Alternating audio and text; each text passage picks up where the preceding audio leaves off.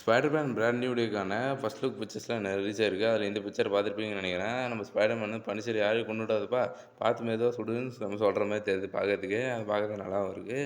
அதோட நம்ம எம்ஜேவும் ஸ்பைடர்மேனும் எதையும் அப்கிரேட் பண்ற மாரி தெரியுது. என்னன்னு போய் பார்த்தா, அது அவரோட வெப் ஷூட்டர் மாரி தெரியுது.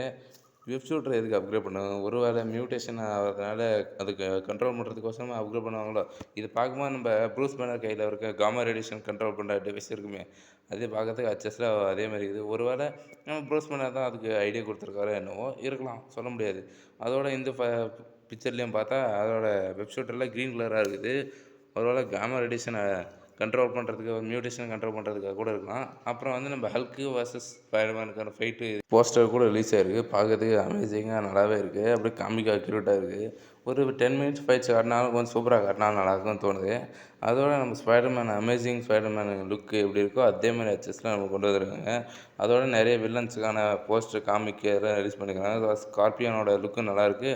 அதோட நம்ம பூமராங்க்கான டோம் ஸ்டோனோட லுக் கூட நல்லாவே இருக்கு.